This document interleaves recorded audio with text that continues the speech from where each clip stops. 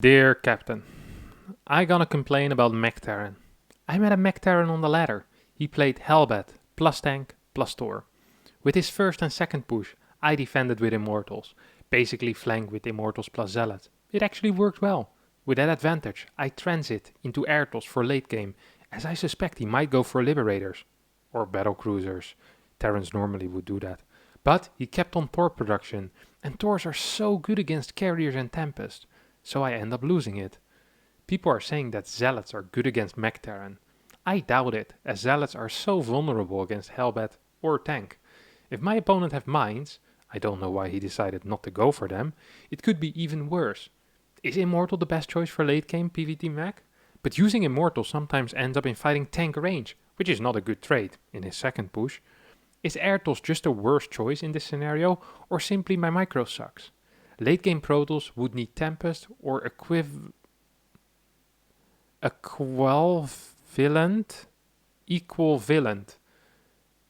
to snipe tanks, right? PS, I said you may GG, mocking my opponent at around 11 minutes after his first push has failed, but actually I'm the clown. Yours, Tico. So he already is admitting to being a clown, and he said that he bad-mannered his opponent while losing. Yeah, you love to see it. Let's just hop straight into this replay, I guess. What do we have here? We have Tico CH. This is a game, by the way, played on Diamond, I think Diamond 1, on the Chinese server. So another Chinese replay. And you know that the Chinese replays never seem to ever disappoint. For whatever reason, the Chinese replays are just simply superior. And I'm really looking forward to this. He said he's struggling with Mech, and he did something. This is let me just pause it right here. Let me just go back at that. He did something which I always love to do as well. What he did here was, if my opponent have mines, I don't know why he decided not to go for them. It could be even worse. This is the type of stuff you do when you're arguing balance with one of your friends. I have this often when I'm talking to Zergs. And I'm like, hey, how do I beat the Queen Walk? And they'll be like, well, you open Disruptor. I'm like, okay, but if I open Disruptor, how do I beat Muta? Well, like, well, then you scout and you get Phoenix. I'm like, okay, but what if I get Phoenixes and then they just play Ravager Link Base? Like, well, then you get this. Not realizing in that case that all you really need to do a lot of the time is to scout. Like, you can react to things if you scout. Just because someone doesn't do something doesn't mean he's an idiot. It means he picked a different strategy. So it's a little side note there already for you, Tico. Just because you don't understand why he didn't go mines doesn't mean it's necessarily bad. In general, actually, mines tend to be quite bad in mech compositions because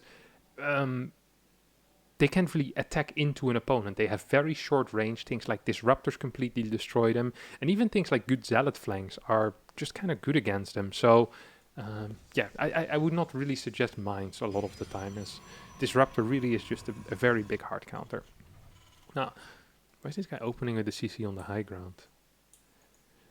I'll explain why this is not optimal. I usually don't like giving too much feedback on the player who didn't send it in, but if you build the CC on the low ground, after you play Barracks, no gas, your CC will always finish before anything can hit it, because you didn't get a gas. I think this build in general isn't great, but if you're going to play this build, it's probably best to play it on the low ground, or to put it in a space where your opponent can't see it. So in that case, you're kind of pretending to be one-basing. I don't even mind that too much. You just go a fast full depot wall. Maybe that was the plan. You know what? I kind of like this. I'm fine with this. I take back everything I said about my man Zayak. He's an alright dude, okay? You have a proxy gateway. Oh, he's playing the parting 3-gate build order. Which is, I actually made a guide on this a while ago, and this is a good build order. Let's see how he actually does it, if he does it correct. I can't quite remember the exact build order. I think this looks pretty okay though. He's getting his gateway in time. He's getting Chrono Boost ready. He's staying on one gas, second Chrono Boost at the appropriate time as well. He didn't scout, which I actually think is perfect when you're playing this build, because you need all the money that you can get. Now it is important that you're almost continuously building workers. He did cut a couple of workers there. He still is cutting. Hello, you have it selected. There we go. Taking your time. Yeah, this actually looks relatively good. Good opener. I like this. This is nice to see. He's actually playing a build order. First warp in should finish, I believe, at 318. I'm not sure if he's going to be able to make it. I don't think he's going to be able to make it, but even if he's a little bit later, that should be absolutely fine. You get 5 adepts on the other side of the map at around 325 in their natural, 330 latest in their natural. We see that he's a little bit delayed, but he actually did a very good job executing this build order. I mean, for Diamond 1, 4 seconds late in a build order, that's absolutely fantastic. Okay, well, you forgot 1 adept. Okay, maybe he's 10 seconds, 12 seconds late. Okay, that's a little bit less good. Especially because we're only 3 minutes into the game. Oh, this guy's walling already? No, whatever. It's not great. But, it could be worse. He also has been cutting workers for the past 5 minutes, it feels like. He's actually downing workers. Didn't even know that was possible against Terran, but our man Tico is actually managing to do it. He has as many adepts as his opponent has Marines. How is he losing this fight? Maybe if he would stop stutter stepping for half a second, he would have already won this with way less loss. How did he lose this many units? He should have absolutely destroyed this with like 4 adepts remaining, I think. Now he's getting stalkers, but the tank is out, yeah. It's the end of the party. He continued workers. Honestly, it's not a terrible start. I feel like he should have had more workers, and if he had microed better, he probably would have been able to straight up kill his opponent. Or if he warped in the 3 stalkers a little bit quicker as well. So it's like literally 4 or 5 things that he could have done that would have just straight up won him the game. Either probing up far enough, microing his adepts, or getting the stalkers about 10-15 seconds faster.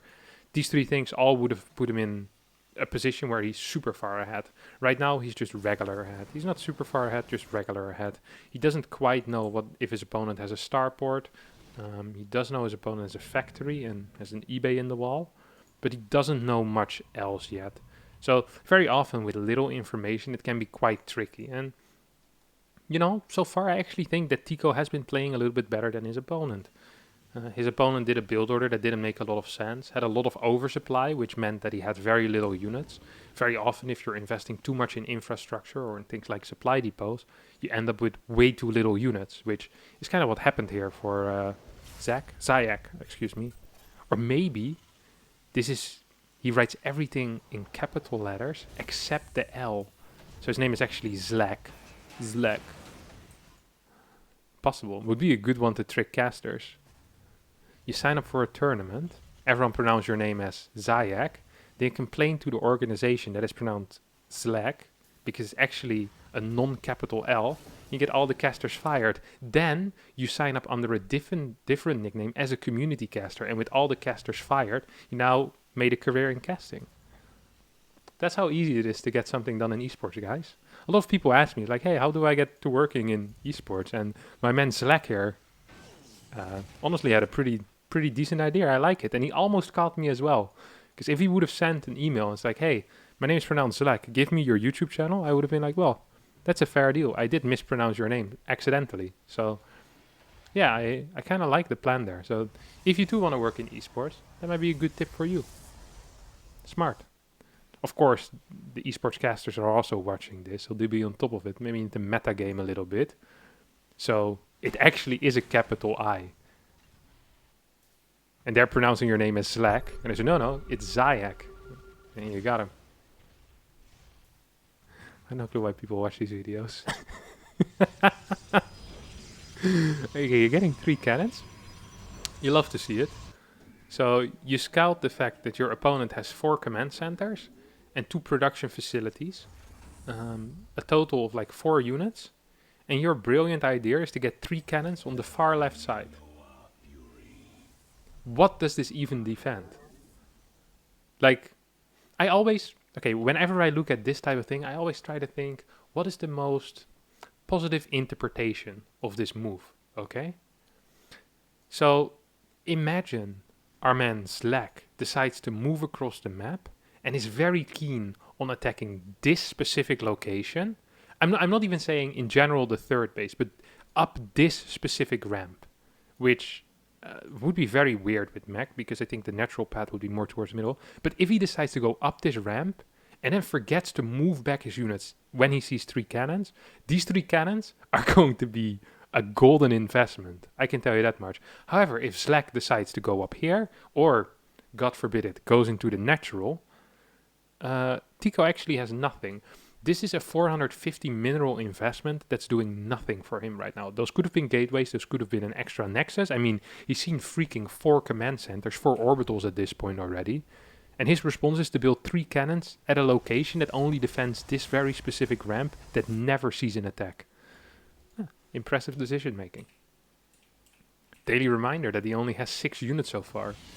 You know you're usually in a bad spot if your opponent has more tanks and Thors than you have gateway units. Especially if you have no other units whatsoever. Zlak could just move across the map at this point, A-move, pull the SCVs, then dance, drop mules, fly one of the orbitals to the other side of the map, drop mules with that orbital, land it, what's the up motion, lift it, then land it again, and still be absolutely fine. Zlak is absolutely light years ahead here, Tico. You're doing nothing correct. How is it possible that he's constantly behind in workers? He just doesn't build workers. Look at this. He just doesn't build workers. He's getting a fort base now. It's like, man, it's so difficult to afford fort bases because he built 3 cannons here earlier. Because he hasn't been making any workers. He's just down 30 supply. Well, he's the only one that did damage so far. So the game, basically with the parting build, what you want is, what I would want is to deny a little bit of mining and kill 2-3 workers. That's it. My man killed 7 workers. Okay? He killed 7 workers. This is like, okay, so when I buy a lottery ticket, which is very rare, let me state that. I think lotteries are scams. If you're addicted to lottery ticket buying, now's a good time to quit. What was I gonna say? If I buy a lottery ticket, okay, the best case scenario, or a scenario I'm happy with, is when I retrieve the money back that I invested into my lottery ticket, okay?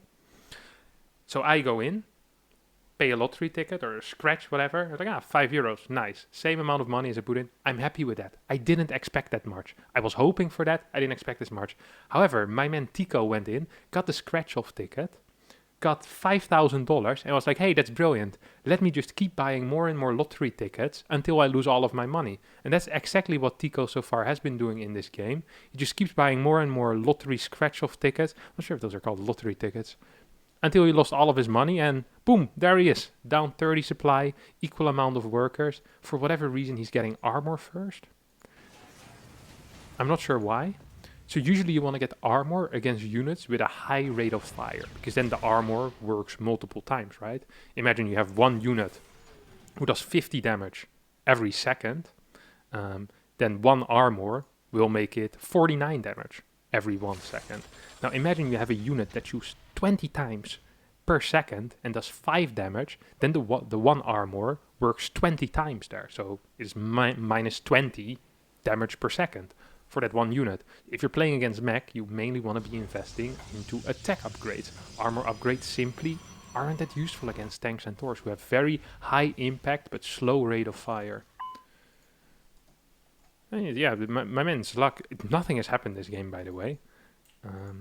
Tico is completely unaware of what is happening as well. He's getting 4 Stargates. So he scouted 4 factories and his response is to go up to 5 Immortals, 6 Stalkers, 5 Zealots, then throw down 4 Stargates, which get scanned. And then I guess start building Tempest from there. You love to see it. Also has 1200 gas in the bank, by the way, which Zealots are good against Mech, but what's even better is Zealot Archon Immortal. If you attack a Hellbat tank Thor Terran with a flank, with Zealot Archon Immortal, equal supply, and you actually flank, so you don't just walk through a choke, there's no way in hell you're going to lose. Unless maybe you're down 20 supply, but that's a different story. Here we see my man Tico, moving into an unsieged Terran, and yeah, he's just gonna absolutely blast this. This was a nice fight for him, by the way. Should have probably used Guardian Shield, but it's not the biggest deal. Like I said, +2 armor is nice, but doesn't matter too much against tanks and Thors. So he kills absolutely everything, he loses almost nothing. And all of a sudden, out of nowhere, he's in a fantastic position. This is one of the reasons why we don't really see Mech players attack usually, is because if they're not sieged completely, They lose if... He actually did GG. And I guess this means get out or something, or GG, this is my game. That's what he said, right? This is actually great. This is actually great. But our man Zlak, you know, he's had rougher things, you know? He had a worse time in life before, you know? He knows the bottom of the pit. And he knows this isn't even close to the bottom of the pit. He sieges up and he continues. He knows his opponent is investing in Stargates and he's like, okay, let me just throw out a couple more Thors, couple more tanks. Tico is attacking into this position from one direction without any real meat in front of his army. He has 2400 gas. Quick calculation. That's a great recall. You could have just walked back like, mate, the tanks aren't gonna chase you.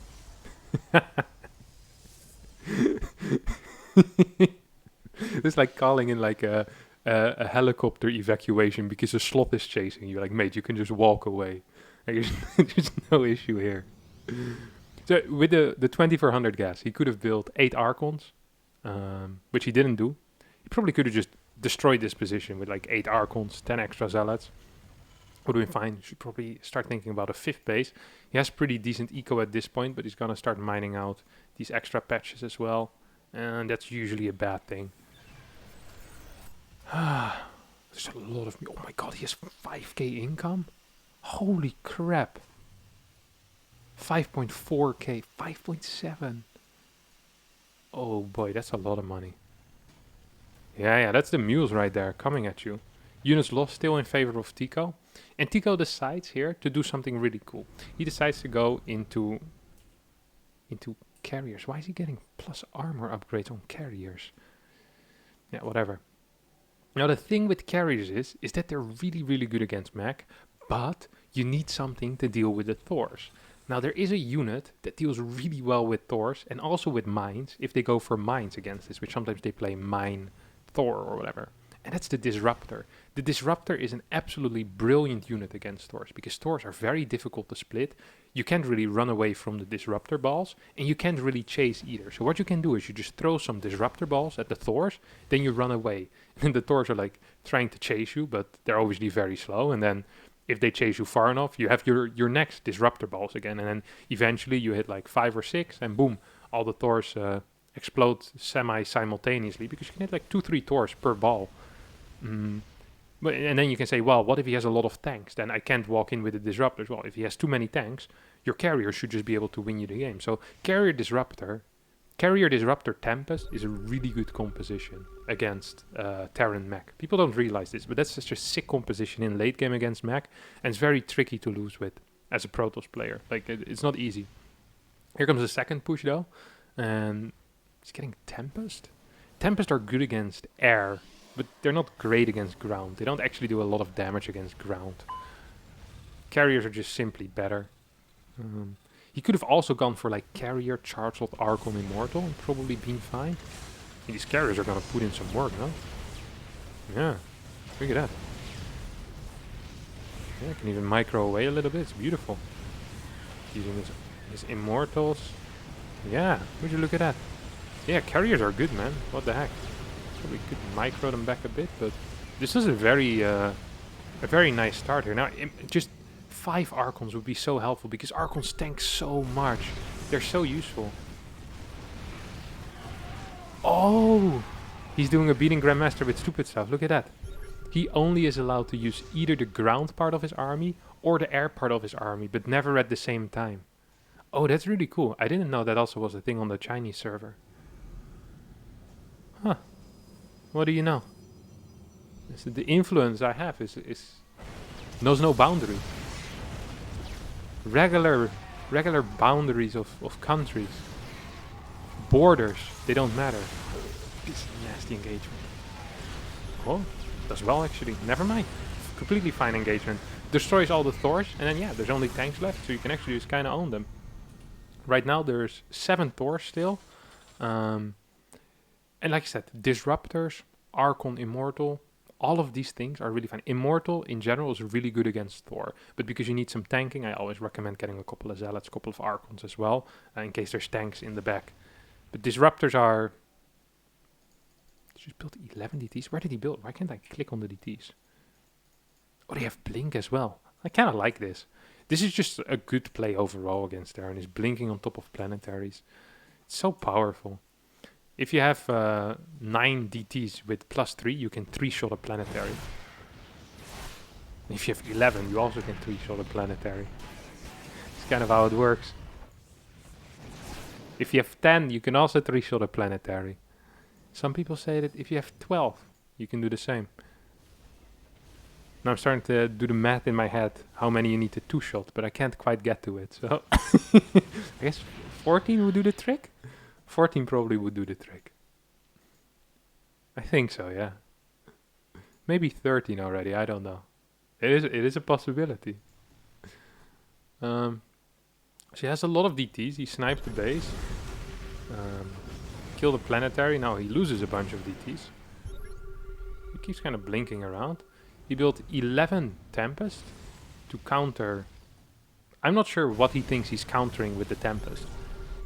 I think the Tempest is probably the worst unit that Protoss can build against a Thor. Let me pause and think about it. If we were to make a tier list here, what would be the best units? So we have Immortals, Disruptors. I guess it would be like S tier. Is that the highest? Then you got like A tier. That would be like Immortals, Zealots and Archons. Did I already mention Immortals? Okay, Immortals is S tier with Disruptor. A tier would be Zealot and Archon. B tier would be the Stalker. Maybe the Void Ray is worse against Thors. I think Void Rays might be better as well. I think the Tempest is about equal with Observers and Prisms. About as close. Yeah, I think about as useful as Observers and Prisms. A similar level. Maybe Mothership is worse. I don't think Mothership would even be able to do any damage. Just going in with these DTs. Get scanned. Okay, just lost 11 DTs for nothing. That's kind of big.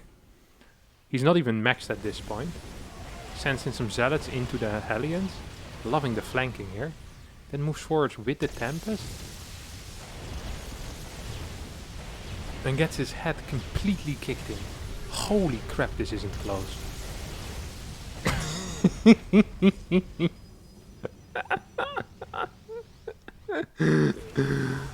Holy crap, he got owned. This wasn't close at all.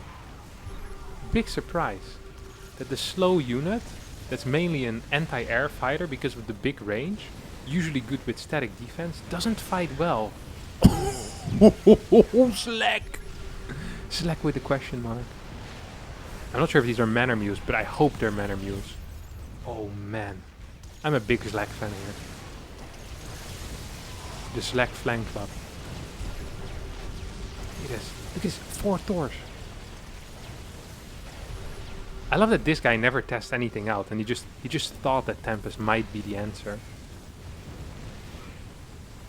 Rather than just thinking about things like, Tempest, good anti-air fighter, long range, pretty slow. Thor, good anti-air fighter, especially single target. I wonder who wins. GG by Tico.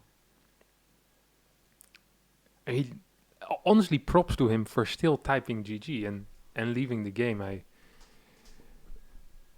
find that kind of admirable, honestly. In a way, I really do find that admirable. After getting so destroyed, not only physically in the game, but also mentally by getting Manor Mute after he did an offensive GG, I think we should just have a quick rundown of what happened here exactly. Tico.